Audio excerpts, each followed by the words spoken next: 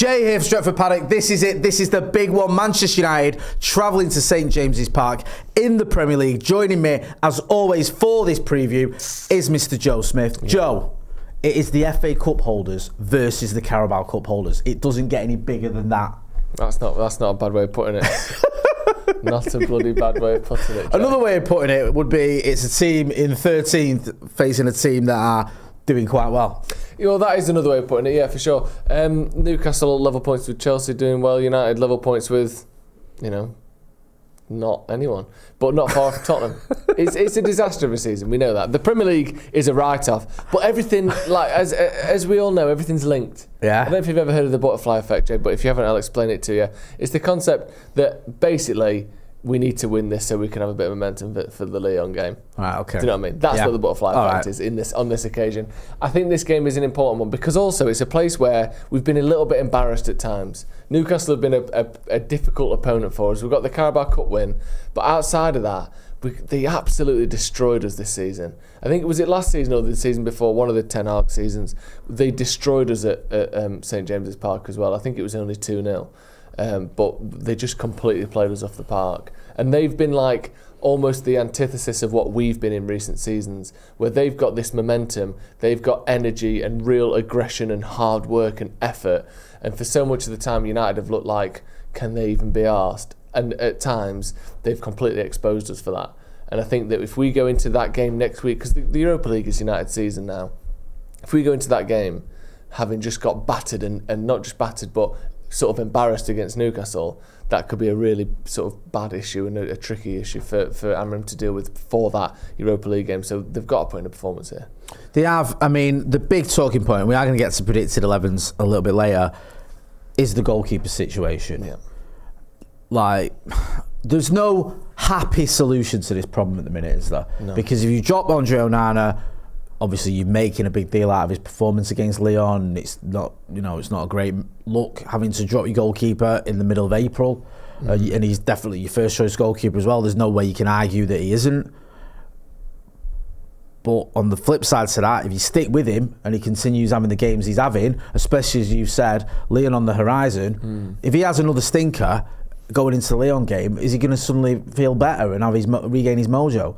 No, I mean, it's just a horrible situation we find ourselves in. It is a horrible situation. Goal is a weird... It's like, do you know when something embarrassing's happening and you don't want to look at it and make it worse? Yeah. Goal is like that. It's like, if everyone knows he's been shocking this season. 100%.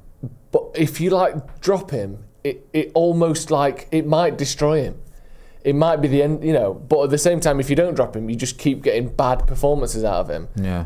It's this horrible situation where you've kind of got to go, we know you're doing terribly, but if we just pretend you're not, you might put in one of your more decent performances for these specific games. That Lyon game in particular, whoever's in goal for Man United has to have a good game or can't have a calamitous game. And what do? Do you drop him for this game and say, right, win your place back against Lyon? Or do you drop him for both games? Do you drop him for neither game? Like you said, it's impossible. And we don't have a Sergio Romero on the bench, someone who has been a sort of reliable, passable understudy for De Gea like we saw in the Europa League. He was excellent and good or above in almost every game he ever played for us. You've got Bayindir, who's started 3 games for Man United, one of which was a heroic performance against Arsenal, one of which was a catastrophic performance against Tottenham, which got us knocked out of the Carabao Cup. So it's not as though we've got some Mr. Reliable sat on the bench either. It's just awful. And I think personally he will stick with him. But I think whatever you do, it makes sense because for the reasons I've just laid out. And also, whatever you do, it's the wrong decision. If you drop him and Bayindir has a stinker, you've got to go back to him anyway and his confidence might just be done. And if you play him and he has a stinker, then why did you play a keeper that you knew was going through a bad time? I feel sorry for Amram, as we'll get to the goals as well. Another position I feel sorry for him on, or another part of the pitch I feel sorry for him on. But I don't know what he should do. I genuinely don't know what to do with the goalkeepers at the minute. It does feel a little bit like catch-22. We will get to it in a minute with our predicted 11s and we can explain our thinking behind it. Thankfully for Ruben Amram, while we might have issues conceding goals, we have 0 issues scoring them because we don't fucking score any. That's true. attack-wise, we are pretty woeful. Joshua Zirkzee got a goal against Lyon, which is good to see. Decent header from a great ball from Bruno Fernandes. And on the ball, he's very good, Joshua Zirkzee. I think we can all agree that. Quite an entertaining player as well. Doesn't score a lot of goals, though. That's a problem. Ahmad is obviously injured. He scores goals. He's not available. Rasmus Højlund looks lost to me. Looks absolutely lost. As just the confidence has gone from the lad, and you saw it when he got subbed against Lyon. He wasn't having a great game. He walks off the pitch and he looked devastated. And yeah, I mean, where do you see goals coming from in this team? I just don't. At the minute we've got centre backs chipping in. We have obviously Bruno. That's where I see the goals coming from. Bruno Fernandes. Zirkzee pops up here and there, but what was it? 2 goals in 10 games in the Europa League. I don't think he scored in the Premier League. Has he scored in the Premier League since Christmas? I don't think he has. I can't remember the goals. He scored in the FA Cup. In the cups and in the Europa, obviously he got that brace against Everton, but that was a long time ago. Yeah, so he's not. He hasn't been prolific, has he? And he's a weird guy because he's, like I said, watching Zirkzee, you can clip him up and go, he's mint. But then when you look at the numbers, and ultimately attackers do get judged on numbers, they're not there yet. No, and the best attacker at Manchester United is Marcus Rashford. Like when he's at his best, when they're all at their best, Rashford's our best attacker, undoubtedly. And he was bad and wasn't following the instructions, and he's not there anymore. Our second best attacker, of the actual attackers, not including Bruno Fernandes, is Amad Diallo. He's injured and will be out for almost all of the season. And then after that, you've got Garnacho, who's all right, but is again himself going through a terrible run. He's as bad as he's been for years. Since he's been in the team. You've got Zirkzee, who can't really ever get a goal-scoring footing. He looks half decent in the build-up, and he can do a little bit there. But I know we got a goal against Lyon, so we'll see how that pushes him forward. But he's been here for 6-7 months now. We know that he's not going to be a prolific goal scorer anytime soon. And you've got Højlund, who has completely imploded mentally in terms of like you said, he just seems to lack all confidence. He doesn't seem to know really where to put himself, what to do. When the ball does come to him, he's sort of swinging at it rather than trying to control the ball. He looks completely lost, as you said. It's the right word to use. We just can't score, and I don't see it turning around. I don't think this team, these players, are actually good enough to turn it around to any convincing level. I just think we have to sort of get lucky in games. And we have to hope that the centre back pops up, or Dorgu has one deflected in, or it's the 1 in 10 games where Zirkzee or Højlund does actually get a goal. But I don't see a situation where these attackers all of a sudden become great players now. I think we're too far gone for that, which is sad. And I don't want to rule players out, but they're just miles away, aren't they? Yeah, they are. I agree with everything you said. It is really frustrating. Even when you've had players like you mentioned there, centre backs chipping in. And when Martin has started chipping in with goals, then he gets injured. Yeah. You've had no luck at all. Before we get to predict 11s, get your phone out, film yourself in landscape like that for 30 seconds and send us your score predictions to paddockmatchday@gmail.com, and we will use that as part of our pre-match build-up for the watch-along. We're all going to be here for that. We'll use your video for the watch-along as a part of the pre-match build-up, and also we might even get you in the studio if you're Manchester-based for future previews. Right, let's just get into Predict 11s then. We'll start with yours. Yeah. The first thing that stands out for me is you think the manager will stick with the goalkeeper. Yeah, this is a Predict 11. I think he's going to stick with Onana. Because let's be honest, it's not the first mistake Onana's made, is it, in the last 6 months? And he's stuck with him through all of it. Yeah. I know there's been injuries to the goalkeeper, so he's not always had the opportunities, but typically he's decided Onana as his number 1. Yeah. And I don't see that changing right now just because he's made another mistake. There's been, probably double digits mistakes this season. Yeah. And he's still the number 1, so I think he'll stay. Then Yoro, who was excellent again the other day 100%. Against Lyon, I think he's proven himself to be a very, very good player and is improving rapidly, which I absolutely love. Maguire and Mazraoui, I think they both start as well. Same with Dalot and Dorgu. While they're fit, they're going to play, aren't they? I've gone and given Casemiro a rest.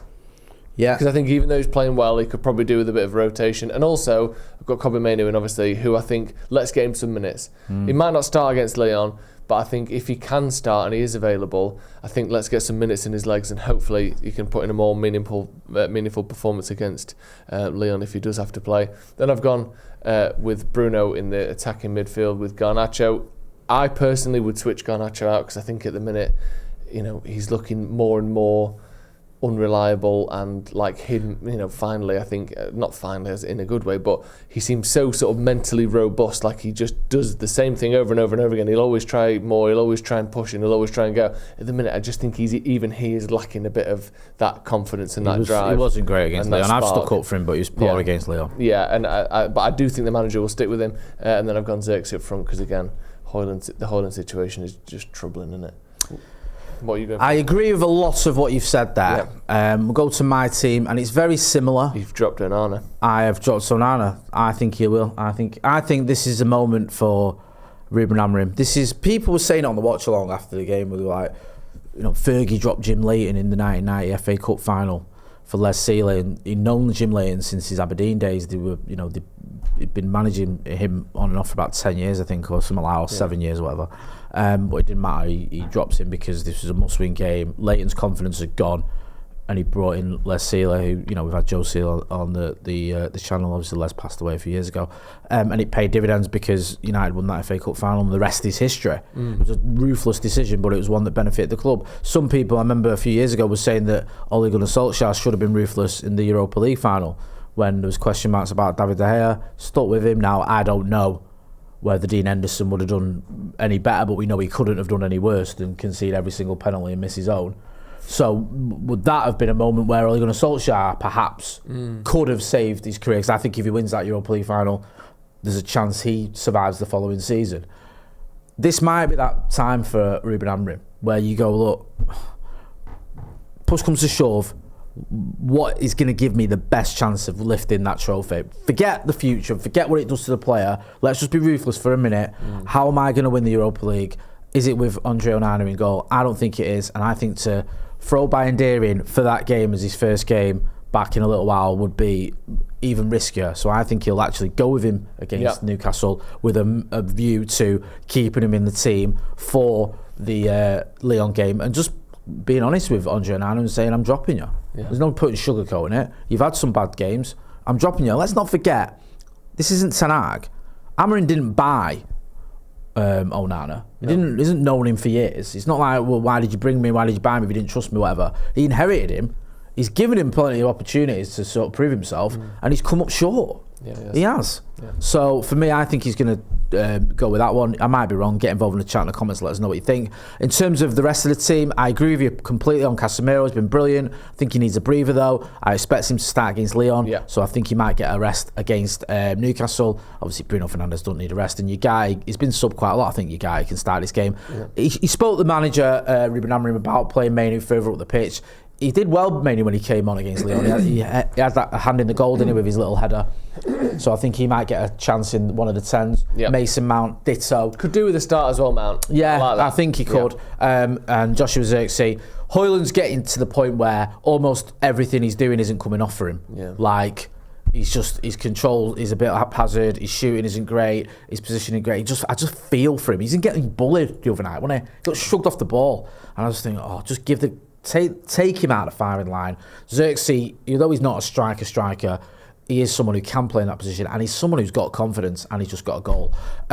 Newcastle. I mean, they're playing well. I think since they got knocked out of the FA Cup, they've had some big results. I think they have won every game since then, I believe. Also beating Liverpool in that Carabao Cup final, a huge win for Eddie Howe's team and ending that massive trophy drought they've been on. I don't really like Newcastle, but I don't blame him for celebrating winning a trophy after, 7 decades or whatever. I don't know why there was a big sort of meltdown from people about all the Geordies celebrating that one. It's a difficult ground for us, isn't it? And you're going up against a team that are flying, and in Alexander Isak have got one of the best strikers in the world. No, they're looking good. I mean, last season they had all those injuries, which I think is the main reason they kind of dropped off a little bit. But this season they managed to keep more of their players fit, and they've kind of gone under the radar. They're only 4 points behind Forest, and they've got a game in hand on them. Whereas Forest have been and obviously not in the title picture for a while, but the kind of story, the sensation of the season. Newcastle really aren't far behind them at all.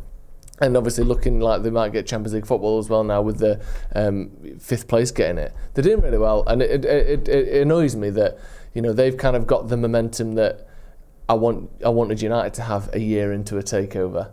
Whereas Newcastle seem to get it immediately and have actually finished around or above us most of the seasons for the last 2 or 3 years. So it is annoying that they've kind of managed to get it more right than we have. Yeah. I mean, they are a couple of years ahead of us, but I think, was it the first full season after the takeover, they finished 4th? Yeah. Like, you know, we need something like that. They did that thing as well, didn't they? Where you mentioned there, where they didn't panic when they had that impressive first spell. Then when the second season wasn't as good, it wasn't like, well, this is all, get rid of Eddie Howe and do it. You know what I mean? It was like, look, there's a process we're going through here. Yeah. It'll be all right. And now they're looking likely to get Champions League football, or very much it's in their grasp if they finish the season strongly. And they've won the first trophy in 1,000 years. Yeah. You know, it's kind of the model, annoyingly, we want to replicate, not off the pitch stuff, but on the pitch. And like you said, Isaac is just a sensational player. And now he's staying fit. He's, 20 goals in the league this season. Only played 35 games, which is a difference, because I think Bruno's played like 50 games for United. To be fair, that's only about 17 goals more than one of our strikers. But yeah, I know. So it's not that far off, is it? Not that. But we saw him strikers at Old Trafford, how good he was, and how, when he's on it, how just electric he is. Yeah. And he's so hard to play against, and I do worry about him, obviously, but I just think it's the sort of game where United have got to pull something out. And even if it's just a scrappy draw, I mean, we've not won a game in about 5 weeks, but, you know, I'll take it. That leads on to my next question then. Give your score prediction. I think we're probably going to lose, to be honest, because we're not great there. They're on a decent run of form. I think we'll lose, and I think it'll probably be 2-0 again. What do you think? I think this is the perfect storm for us to lose. Yeah. Everything about this game screams a loss to United.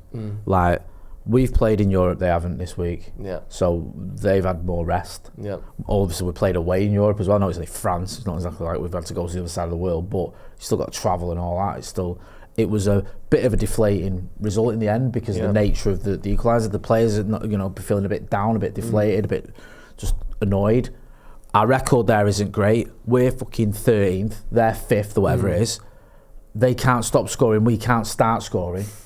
I mean, do I need to go on? It's a nightmare, isn't it? It is. I can't see, and I'm not one of these. Just predicts a loss all the time, because it's it but makes we've lost loads of games this season. We've lost 13 games this season. Yeah, we keep losing football matches, and basically they keep winning recently, and they've had big results. So I just cannot see Manchester United getting anything out of this game. Really, I remember even when we've been all right and we've gone to Newcastle and John Joe Shelby's turned into fucking prime Pirlo. Our record there has been shocking.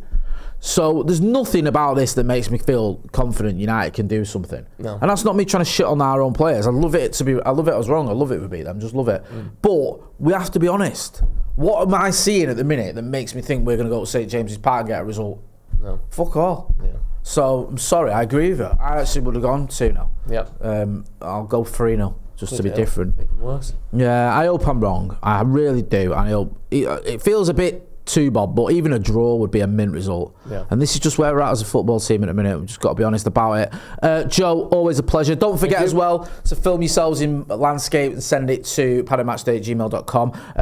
Go and check him out on the Sloppy Joe's podcast. Always good stuff there, even though he has got a Geordie on it. That's true. I can't really say much though, because we're going to have a Geordie on the watch along, aren't we? Yeah, so, Ethan's going to be on the watch along. Yeah. Gloating probably. Don't worry, we'll just disconnect his camera. It's all getting a bit too much. That's Joe Smith. I'm Jay Motte. This has been a preview of Manchester United's trip to Newcastle. Thanks for watching.